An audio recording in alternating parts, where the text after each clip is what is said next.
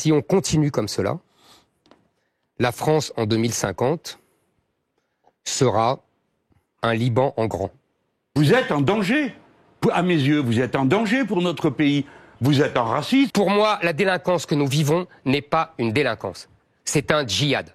Monsieur Zemmour, nous serons nombreux à ne pas vous laisser faire. Vous ne chasserez pas les musulmans. Dans votre camp, depuis 2 siècles, on ne débat pas, on guillotine.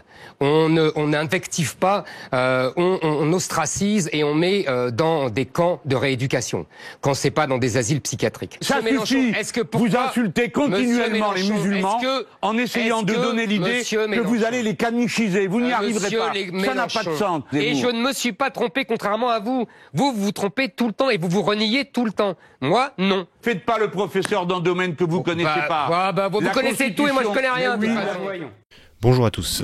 Alors aujourd'hui, on va débriefer le débat légendaire entre Mélenchon et Zemmour. Mais avant, bien entendu, si vous voulez voir le react et que vous ne l'avez pas vu, vous pouvez le faire, c'est la première partie. Je vous préviens, ça dure longtemps, mais bon, si vous avez le courage, bah allez-y. Autrement, on va débriefer tout de suite le débat. C'est parti. Alors, ce que j'ai trouvé intéressant, c'est la façon dont ce débat était organisé. En gros, on voit qu'on avait 2 parties. Une première partie donc sur le sociétal ou le culturel, avec la question « La France est-elle en danger ?» et une deuxième partie sur l'économique, la question économique, donc comment réduire la fracture sociale. Et là, on voit que c'est orienté, disons, autour de 2 blocs, et plus exactement même de 2 crises, entre guillemets. Ça fait un peu diagramme de Nolan, finalement. Je trouve que la façon d'organiser ça était intéressante, mais surtout, on voit que le thème 1, c'est un peu le terrain de Zemmour, quoi, parce qu'on parle insécurité, migration, puissance française. Le thème 2, c'est peut-être plus le thème de Mélenchon, puisqu'on va parler fracture sociale, économie, pouvoir d'achat et environnement. Et donc dans ce débat, chacun a un peu son sujet de prédilection, et on verra qu'il y a aussi l'autre sujet sur lequel ils ont beaucoup évolué. On constate par exemple que Mélenchon a pas mal évolué sur les questions culturelles, et que Zemmour, lui, a pas mal évolué sur la question économique. Enfin bref, bon, l'organisation du débat est intéressante. Simplement, j'ai trouvé qu'en fait, étonnamment, les deux n'étaient pas très très bons dans leur domaine de prédilection. Zemmour était parfois caricatural sur le sociétal, et Mélenchon, franchement, il semblait parfois à côté de la plaque en économie, hein. Enfin, de mon point de vue. Bon, en tout cas, on va parler des différents thèmes, et là, on démarre par l'immigration. Alors, en gros, ce que Zemmour nous explique, c'est que en 2019, il y avait 275 000 entrées légales, qu'il y en a 14% qui viennent pour travailler seulement, donc c'est l'immigration économique. Et il nous explique qu'il y a aussi 170 000 personnes qui demandent l'asile et qui sont déboutées à 80%, mais que seulement 10% sont envoyés. Alors, en fait, on est plus proche des 130 000 demandeurs d'asile, aux alentours de 2019, il me semble, sachant que le chiffre a dû baisser à cause du Covid, j'imagine, et que le chiffre était en augmentation par rapport aux années précédentes. Voilà, mais il a plus ou moins raison sur les 10% seulement qui sont renvoyés. Il me semble que la Cour des comptes estime ça à 95% de personnes non renvoyées, mais peut-être c'est un peu plus complexe que ça, nous disent certains journaux. Aussi, Zemmour évoque le cas des mineurs isolés qui seraient 20 000 et qui seraient pas vraiment des mineurs et isolés pour Zemmour. Alors, moi je trouve des chiffres de 16 000 ou 40 000, en fait c'est assez difficile de s'y retrouver sur cette question. En tout cas, la conclusion de Zemmour, c'est qu'il y a 400 000 entrées légales, et il s'appuie sur Patrick Stefanini, qui était directeur de campagne de Fillon, je crois, et qui s'occupe de Pécresse en ce moment. Et donc, du coup, son raisonnement aboutit au fait qu'au bout de 5 ans, il y aurait plus de 2 millions d'immigrés légaux. Et donc, ce que Mélenchon lui rétorque, c'est que en prenant en compte le nombre de morts et le chiffre de Zemmour, on aurait plus 4 millions en 10 ans et non pas plus 6 millions, je sais pas pourquoi il a dit ça. Or, on constaterait qu'on en a que plus de 2 millions. Donc ça veut dire qu'il y a des départs, par exemple les étudiants qui représentent un tiers de l'immigration. Et franchement, je comprends pas trop le raisonnement de Mélenchon, parce que, ok, prendre en compte le sol naturel, c'est une bonne idée. Selon l'INSEE, il est environ 140 000 en 2019, donc c'est un peu plus qu'avant, mais un peu moins qu'après. Et donc, vu que Zemmour prédit que la population augmentera de 4 millions en 10 ans, on devrait constater une augmentation de la population somme toute assez importante. Or, par exemple, si on prend les chiffres de 2015 à 2020, donc 5 ans, on constate une augmentation d'environ 800 000 personnes de la population. Donc Zemmour oublie probablement de prendre en compte les départs. Maintenant, son raisonnement, c'est que finalement, ceux qui se cassent, c'est des Français, entre guillemets, et pas des étrangers.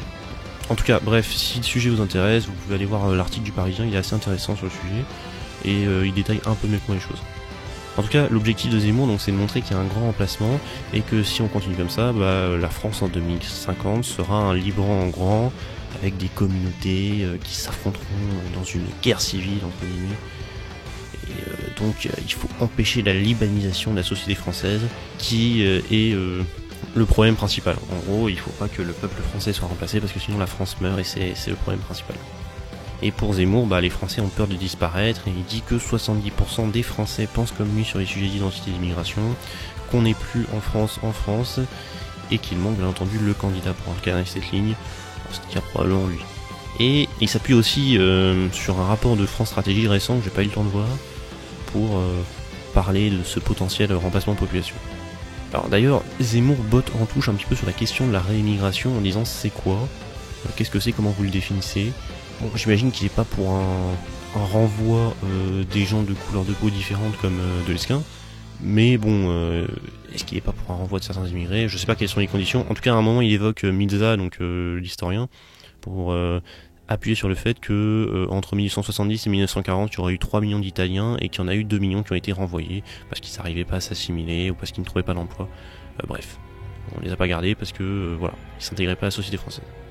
Alors aussi, bon, pour finir sur le sujet de l'immigration, il y a des choses qui évoquent. Alors Mélenchon évoque à un moment le fait que Macron a augmenté les prix d'inscription pour chasser les étudiants de France, pas les étudiants étrangers. Je trouve cette explication, je ne sais pas d'où sortent ces explications, je la trouve absolument absurde. Le coût de l'éducation est absolument faiblard par rapport aux autres pays d'Europe. C'est 275 € les frais d'inscription, si je dis pas de bêtises, à la fac. Je crois pas, objectivement, je crois que ceux qui viennent en France, c'est pas que des étudiants pauvres. Après, moi ça me dérange pas que on classe en fonction de leurs revenus les gens et qu'on fasse payer plus les plus riches et moins les plus pauvres. Mais pourquoi est-ce que l'augmentation des frais d'inscription de personnes dont les parents n'ont pas cotisé en France serait considéré comme quelque chose de mal qui veut chasser les étrangers du pays? Je veux dire, encore une fois, on a des frais de scolarité qui sont assez faibles en comparaison des autres pays. Enfin bref.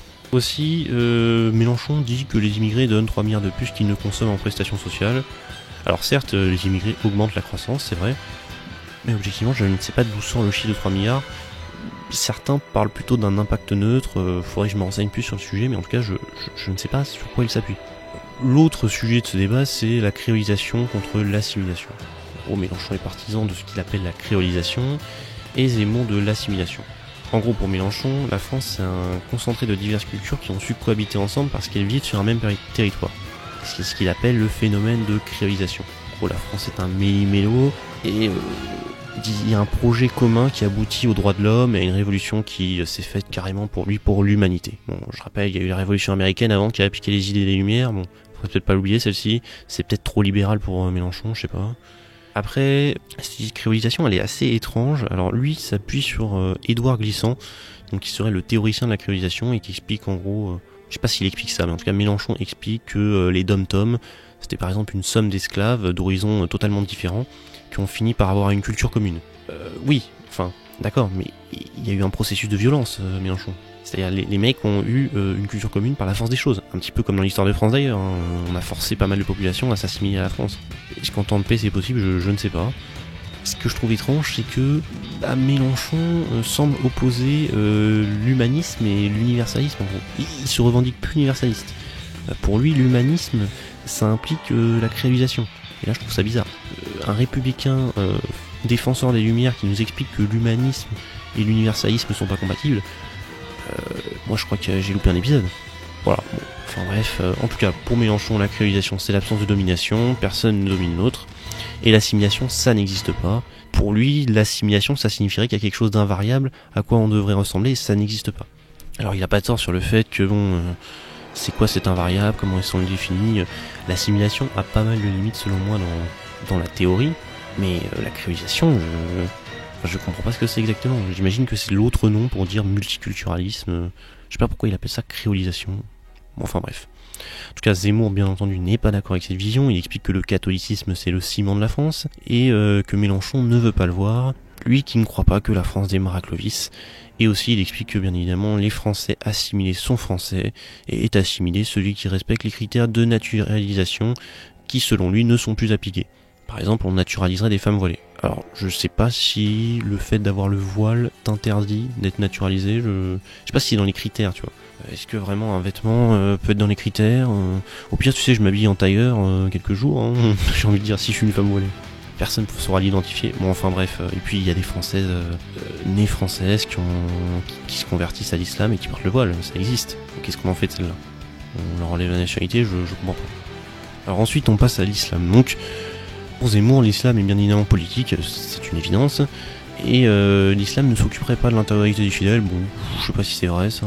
Mais elle s'occupe des normes sociales et politiques. Ça c'est vrai, c'est un corpus judiciaire. Et donc pour Zemmour, c'est un concurrent au code civil. Pour lui, l'islam est aux antipodes de la France et n'est pas compatible avec la France. L'islam s'opposerait même aux valeurs fondamentales de la République. En gros, on aurait, pour le cas de la France, liberté, égalité, fraternité. Et dans le cas de l'islam, on aurait soumission, inégalité et fraternité. Pour faire simple, la soumission, c'est ce que veut dire le mot islam. Islam veut dire soumission à Dieu. L'inégalité pour lui, elle serait triple, donc entre hommes et femmes, entre hommes libres et esclaves, et entre fidèles et infidèles. Et enfin, la fraternité pour lui, elle se ferait dans la Oumma, donc c'est-à-dire la nation des musulmans, en gros l'ensemble des musulmans du monde. Il aime bien aussi citer son fameux poète qui dit que l'islam c'est l'islamisme au repos et l'islamisme c'est l'islam en action. Bon, je ne sais pas quoi penser de ça. Enfin là, ça fait un peu argument d'autorité. Il aime bien faire des citations parfois. Alors bien évidemment, pour Zemmour, les musulmans qui acceptent que la religion soit du domaine du privé sont des Français.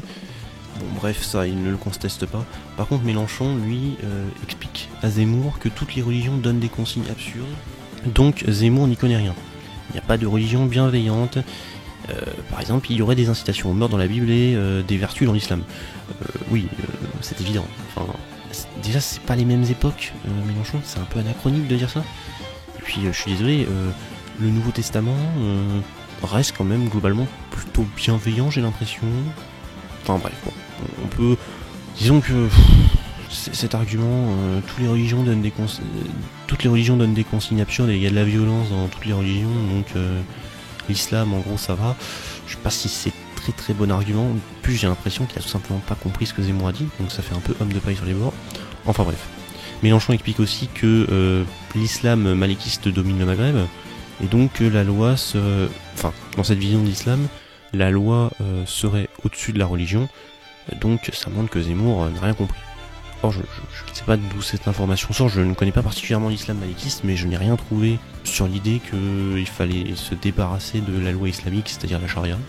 Mélenchon évoque aussi l'islam mutazilite, donc on va dire un islam rationaliste, qui a permis la fécondation selon lui de l'humanisme, mais bon, Zemmour rétorque à juste titre que l'islam mutazilite a été abattu au 9e siècle. Alors je ne sais pas si c'est la date exacte, mais en tout cas, oui, l'islam mutazilite est clairement minoritaire aujourd'hui. Alors Zemmour pose aussi la question de ce qu'est devenu le Mélenchon qui critiquait le voile, le républicain strict qui disait que c'était une auto-stigmatisation, et pour lui, il est à la poursuite des lecteurs qu'il qualifie d'indigénistes. Voilà, parce que selon Zemmour, Mélenchon était de son côté à une époque. Alors, sur le voile, c'est pas faux. Il me semble qu'il était assez fermement opposé au voile. Après, Mélenchon dit qu'il était opposé à la burqa, donc c'est-à-dire au fait qu'on cache le visage, mais qu'il n'est pas pour une police de la tenue des femmes. Alors, je suis d'accord que la police de la tenue des femmes, ça va être un peu compliqué, mais par contre, il me semble bien que Mélenchon avait dit qu'il était pas favorable au voile et que c'était un outil de soumission. Il me semble que c'était dans On n'est pas couché justement face à Zemmour, mais il faudrait retrouver l'extrait. Aussi, bon, Mélenchon il dit que l'histoire que des femmes qui pouvaient pas rentrer dans le café à Sévran était inventée, c'est un argument sur lequel s'appuie Zemmour. Je sais pas d'où sort cette information, d'où il sait que ça a été inventé. Là, il me faudrait des sources quand même. Ensuite, bon, le thème bien évidemment majeur de ce débat, c'était l'insécurité. Donc, pour Mélenchon, en tout cas, selon son programme, il faut que la police soit mieux employée, mieux formée, mieux commandée et mieux équipée. Bon, oui. C'est... Ok. Mais encore. Selon Mélenchon, il n'y a pas d'insécurité qui soit cauchemardesque, mais il y en aura toujours plus à force que la misère augmente et que l'école publique se désagrège. Alors là, il va me falloir aussi des sources, des arguments. Encore une fois, je préfère garder ce sujet pour une prochaine vidéo parce que je pense qu'il pourrait être très intéressant, donc je ne vais pas plus développer. En tout cas, ça me paraît un peu simpliste comme vision. Alors aussi, là, il sort des chiffres à un moment. Honnêtement, j'ai absolument rien compris. Le coût de... alors, c'est 0,087% du total des violences physiques, 3,5 fois plus de gens qui meurent à la chaleur, les morts d'accidents du travail, c'est 1,2 fois plus. Il était tellement peu clair, on comprenait pas sur... il comparait ça à quel chiffre, en fait. En réalité, j'ai pas compris. Bon, bref. Là où il va en venir, c'est qu'on a tous les ans une loi sur la sécurité et le terrorisme, qui n'est pas faux, j'imagine. Faudrait vérifier. J'ai envie de dire, et alors ? C'est mal, c'est bien, mais là, bon, là où il a raison, c'est que, bien évidemment, faut faire le bilan. Je suis d'accord avec lui, faut faire le bilan. Alors, est-ce qu'on fait le bilan? Je n'en sais rien, mais en tout cas, faut le faire. Et peut-être que le bilan sera positif, qui sait. Peut-être qu'il sera négatif aussi, ou qu'on n'a pas bien fait. En tout cas, Mélenchon, il se positionne pas trop sur ce sujet-là. Il dit, il faut faire le bilan. Sous-entendu, le bilan doit pas être terrible. Peut-être pas, j'en sais rien. Et donc pour lui on met du monde, toujours plus de monde, et il y a des faveurs de toutes sortes sur le corps de police qui est bien mieux payé que les professeurs. Bref, cette démagogie à 2 balles quoi. Genre ah oui les policiers sont mieux payés que les professeurs, c'est vraiment une honte. Je sais pas. Est-ce qu'on peut vraiment réduire le problème à ça? Ça me paraît simpliste. Bon, bref. Pour lui, tout ça, ça aboutit au fait que ça va de plus en plus mal. Donc la force est mal employée. Bon, Zemmour, bien évidemment, lui a une explication totalement différente. Il explique que la cause de la violence c'est les étrangers, qu'un rapport de 2020 donné à la police et à la gendarmerie sur la liste des bandes délinquantes montre qu'il n'y a pas un seul nom de famille français en dehors des Corses de Marseille. Pour lui, il y a 25% des étrangers dans les prisons françaises alors qu'ils ne représentent que 10% de la population française. Donc ça implique que il y a un lien de corrélation entre les deux. Alors c'est vrai que il y a 25% des étrangers dans les prisons françaises alors qu'ils représenteraient je crois 7% de la population. Enfin je crois que c'est 23%, 7%. Mais il y aurait une explication autre pour certains sociologues. Alors vous la prenez pas, je m'en fous. Voilà. En tout cas apparemment on condamnerait plus facilement les étrangers pour éviter qu'ils fuient. En tout cas, pour Zemmour, ça aboutit à une conséquence, c'est la délinquance que nous vivons, c'est un djihad, une guerre de civilisation, carrément. Pour expliquer l'augmentation de l'insécurité, bien évidemment, il se base sur les années 60, donc c'est vrai qu'il y a eu un bond depuis les années 60 des crimes et délits, voilà, donc il explique lui qu'il y en avait 15 pour 1000 habitants dans les années 60, aujourd'hui il y en a 60. Bon. Et il dit qu'il y a 1000 agressions par jour en France, donc 130 attaques au couteau. Alors, il me semble que le fact-check a dit que c'était plutôt 700. Après, il se base sur cette année, donc c'est une année où on a été confiné, où il y avait forcément moins de violence. Apparemment, le chiffre serait beaucoup plus élevé. Bon, à vérifier. Alors, pour Mélenchon, bien entendu, l'islam n'est pas responsable de la criminalité, il faut voir les travaux des sociologues. Et pour lui, il faut casser la racine du Qaïda, le trafic d'armes, de drogue et d'êtres humains. Pour lui, il y a 6 millions d'armes qui circuleraient dans le pays. Et qui les fait circuler? Qui paye? Qui transforme l'argent sale en propre? Qui? J'imagine que l'explication ça doit être les riches bien entendu parce que en fait c'est simple hein. Le logiciel de pensée de Zemmour c'est la faute des musulmans et le logiciel de pensée de Mélenchon c'est la faute des riches. Bon, voilà, je simplifie, c'est caricatural mais c'est ça. En vrai non je dis ça mais ça se trouve c'est pas ça qui sous-entendait mais bon. Pas grave ça me fait rire quand même. Bref, pour Mélenchon, casser bien évidemment ce Qaïda c'est la responsabilité d'une police judiciaire efficace et on perdrait du temps à obliger la police à chercher qui a du shit apparemment.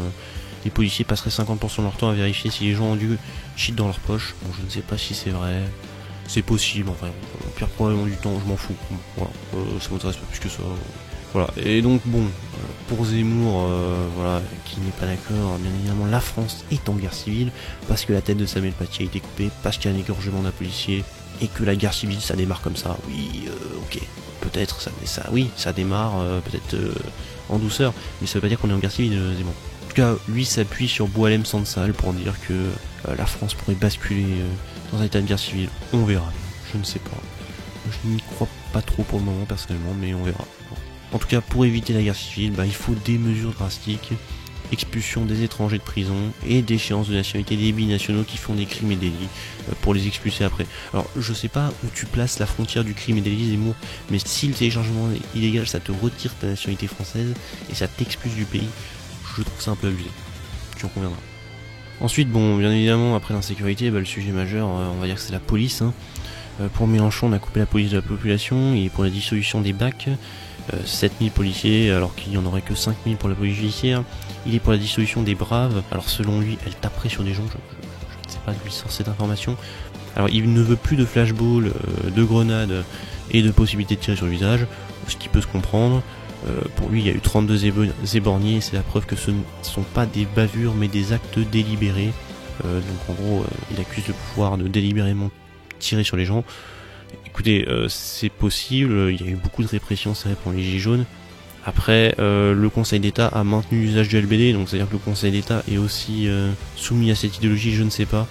Bon, bref, le problème est peut-être un petit peu plus complexe que ça, mais je suis d'accord, il faudrait peut-être que on ait des répressions de manifestations avec moins de dégâts collatéraux quand même, parce que là, ça en fait beaucoup. Donc Mélenchon veut une police républicaine, respectueuse des gens, entraînée, disciplinée, commandée par des gens respectueux des vertus. Pour lui, on est une des rares polices d'Europe aussi violentes, ce qui est bien possible, mais peut-être que les manifestants sont violents, je ne sais pas, faudrait se renseigner. Et pour qu'un régime fonctionne, bien évidemment pour Mélenchon, il faut le consentement du peuple, ce qui n'est pas faux, et bien évidemment quand tu tapes sur ta population, difficile d'avoir son consentement, en tout cas c'est un consentement par la peur, ce qui ne me paraît pas une bonne méthode de consentement.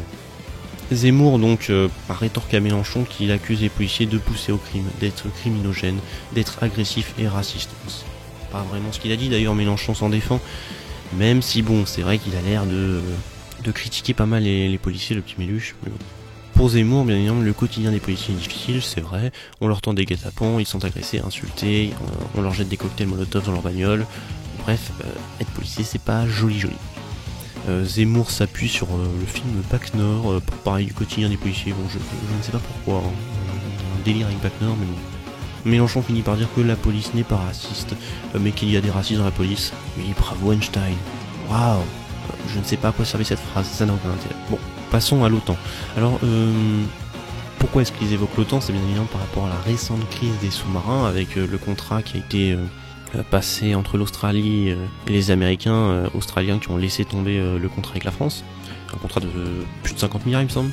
Donc bien évidemment pour Mélenchon et Zemmour ça implique la sortie de l'OTAN. De toute façon pour eux il fallait sortir de l'OTAN à partir du moment où l'URSS et le pacte de Varsovie avaient été dissous.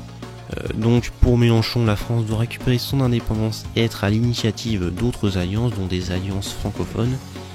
Et pour Zemmour, bien évidemment, lui, il faut aller chercher des alliances du côté de la Russie en renonçant, par exemple, aux sanctions avec la Russie. Donc, très généreux, le petit Zemmour. Il veut aussi développer l'industrie militaire, accroître le budget militaire, et il n'aime pas l'ONU. Voilà, enfin, contrairement à Mélenchon, vraiment. Parce que pour Zemmour, l'ONU n'est bonne qu'à pondre des rapports. Voilà. Alors, partie économique. Là, très intéressant, on a deux visions qui s'opposent. Donc le socialisme contre le libéralisme. Et on va voir que Zemmour a eu pour moi un sacré virage libéral. Alors ça doit être Charles Gave qui a impulsé des idées à Zemmour, je ne sais pas, ou qui lui a donné des idées, ou alors il veut séduire à tout prix LR. En tout cas c'est assez surprenant, il a un positionnement on va dire plutôt listien, c'est-à-dire plutôt libéral protectionniste. Et j'étais assez surpris, je pensais vraiment que il était plus étatiste que ça. Bon bref. Pour en revenir donc à l'économie, Mélenchon lui propose une hausse du SMIC de 16%, mais dit qu'on pourrait faire plus. Alors là Méluche, franchement, excuse-moi, mais Libération, il t'explique que une augmentation, Libération, de 1% du SMIC, c'est 2000 à 25 000 emplois en moins. Alors peut-être que on n'en a rien à foutre, mais bon, à toi de voir. Est-ce que, tu fais comment si t'as 2000 à 25 000 emplois en moins? Est-ce que, tu dois leur payer du chômage? Je sais pas, il faudrait faire des calculs, mais en tout cas... me dire comme ça, on pourrait faire plus que 16%, faudrait étudier la question. Je l'ai pas étudié, mais en tout cas, ça me paraît un petit peu facile comme explication. En tout cas, bon, Mélenchon, lui, pour expliquer ça, il dit que le temps de travail a été divisé par 2 et que la richesse produite a été multipliée par 50 depuis le début du siècle précédent. Donc que la productivité du travail a été multipliée par 20. Mélenchon, tu ne sais pas calculer. La productivité, c'est simple. C'est la richesse produite sur le temps de travail.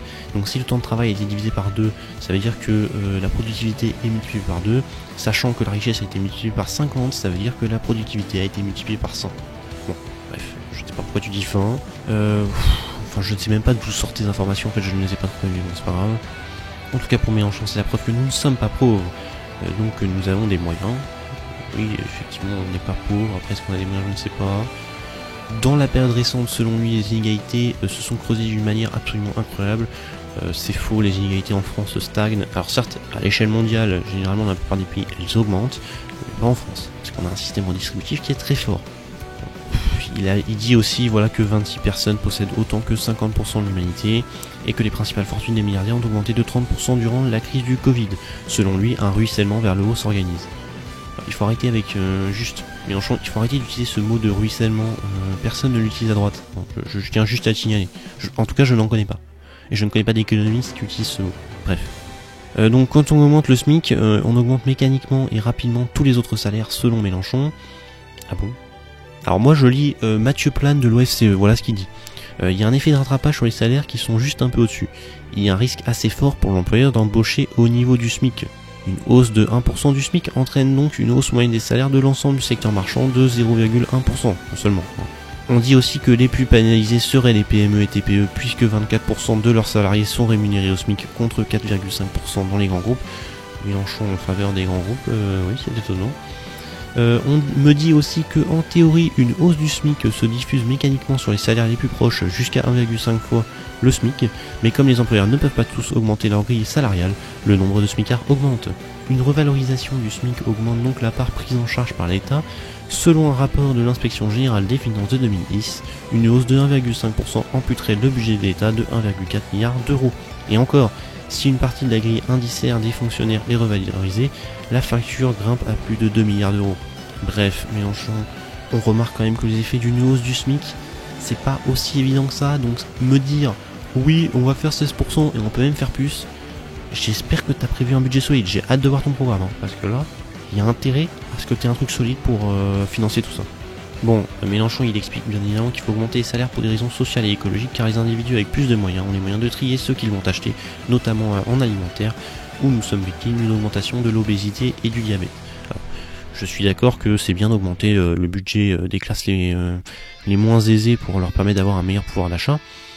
Maintenant, je ne comprends pas pourquoi cet argument de l'alimentaire, dire que finalement la pauvreté serait responsable de l'obésité et du diabète. Il faudrait plus de détails, je sais pas trop d'où ça sort. Moi simplement j'ai juste envie de dire, imaginons que tu donnes plus de pouvoir d'achat à des gens, d'accord? Est-ce qu'ils vont nécessairement acheter mieux leur bouffe? Est-ce qu'ils vont nécessairement acheter plus écologique ou ils vont consommer plus? Peut-être qu'ils vont consommer plus. En fait, je comprends pas pourquoi est-ce que augmenter les salaires nécessairement améliorer la situation écologique ou même améliorer le physique des gens. Pas forcément, encore une fois, ils peuvent consommer plus, ils peuvent polluer plus, ils peuvent manger plus. Je ne vois pas pourquoi ce serait nécessairement le cas, surtout que la bouffe, on peut se faire des trucs équilibrés pour pas cher aujourd'hui. Bref, faudrait me détailler un peu plus ça. Alors Mélenchon, il défend aussi la réduction du temps de travail et la retraite à 60 ans. Alors, certains estiment que la retraite à 60 ans, ça coûterait 27 milliards à l'État, donc j'espère que tu as les 27 milliards disponibles. Aussi, Mélenchon s'oppose au si on vit plus longtemps, il faut travailler plus longtemps. Selon lui, si on vit plus longtemps, c'est parce qu'on travaille moins longtemps.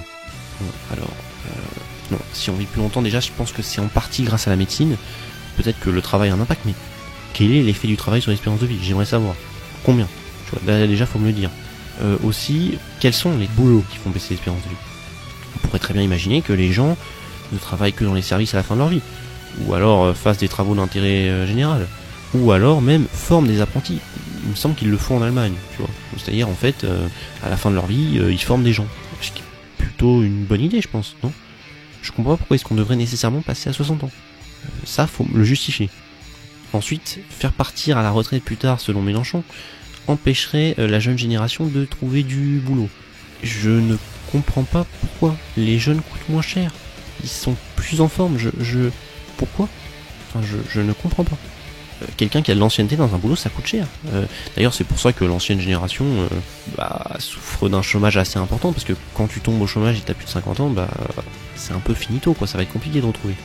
Bon, et enfin pour Mélenchon, donc du coup, si on fait partir à la retraite plus tôt, on économiserait en retraite ce qu'on paye en chômage, en maladie, etc. Je sais pas d'où sort cette information. Encore une fois, il me faudra le détail. Alors Mélenchon est aussi favorable au blocage de certains prix de produits de première nécessité, alimentation, énergie, eau. Objectivement, j'ai pas assez étudié le sujet, mais franchement, il faut prendre en compte le prix, la dépense de l'État. Je crois pas que ce soit aussi simple, et je suis pas sûr que la plupart des économistes soient en faveur de ça. Après, encore une fois, j'attends le chiffrage. Il explique aussi que la privatisation a fait augmenter le prix du gaz et de l'électricité, que c'est devenu cher. Alors, encore une fois, de combien ça a augmenté, depuis quand, est-ce que c'est la faute du privé, ça aussi il faut m'expliquer. Mélenchon explique aussi que les assurances, les services et les banques ne produisent rien, donc ne devraient pas être pris en compte dans le PIB. Alors là, je ne comprends pas. Objectivement, je ne comprends pas. Mais bon, en tout cas, selon lui, ça expliquerait, vu qu'ils ont un faible taux d'agriculture, je crois 2%, ça représente 2% du PIB, et il donne d'autres arguments, et en tout cas, il explique à cause de ça que les États-Unis seraient en déclin, parce que leur seul privilège est de battre monnaie. Les États-Unis en déclin, ils seront heureux de l'apprendre.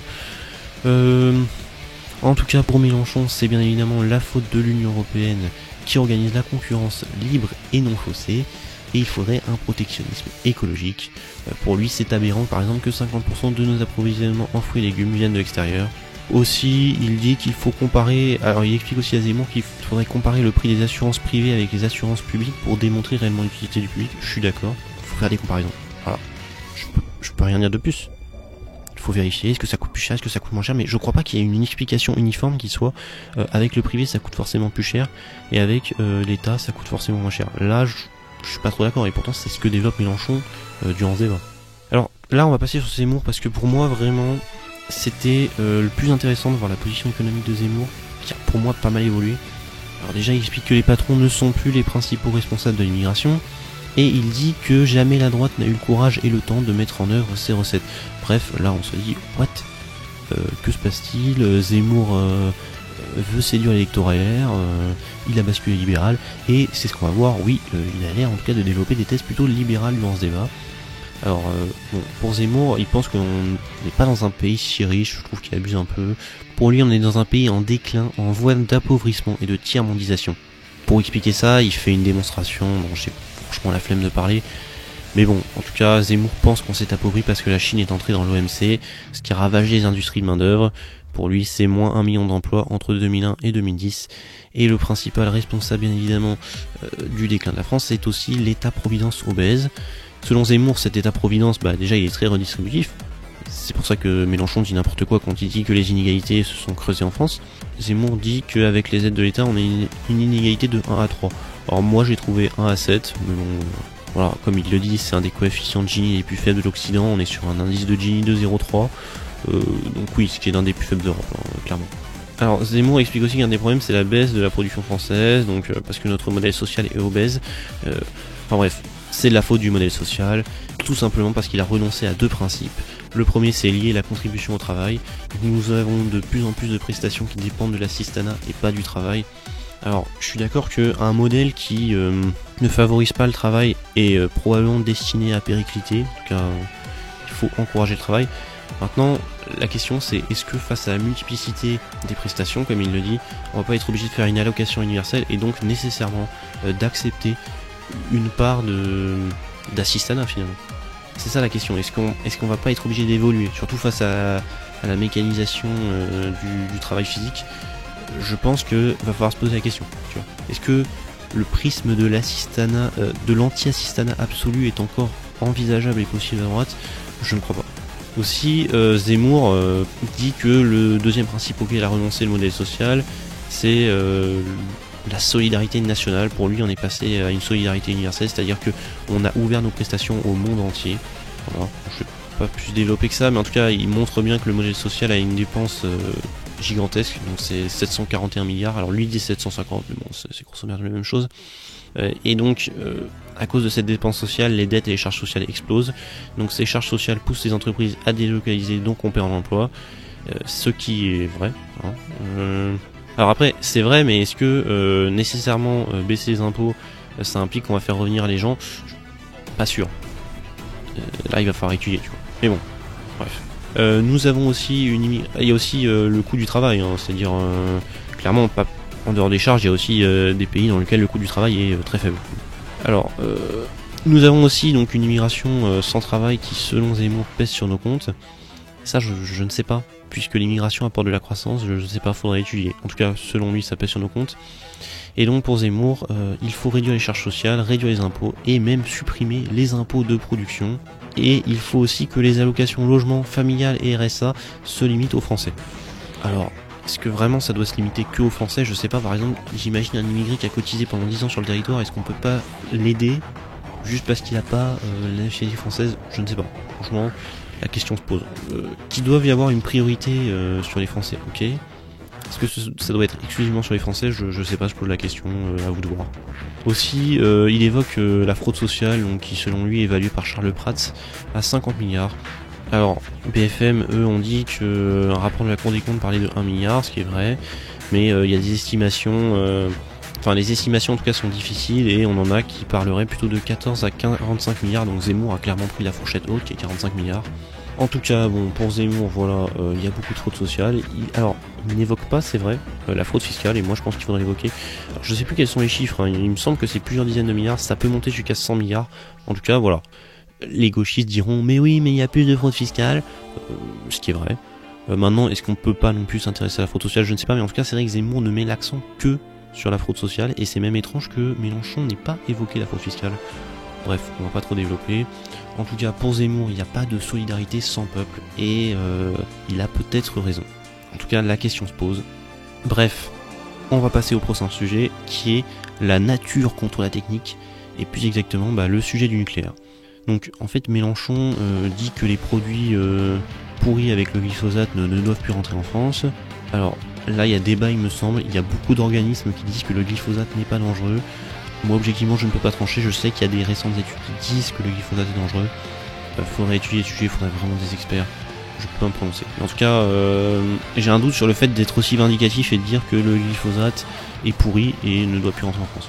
Zemmour explique à Mélenchon, bien évidemment, que la droite était la première à défendre la nature face à la technique, alors que les marxistes et les libéraux défendent la technique et le productivisme. Et Mélenchon reconnaît bien évidemment que c'était le cas, mais que changer d'avis est possible. Donc j'imagine que les libéraux peuvent changer d'avis aussi, enfin je ne sais pas.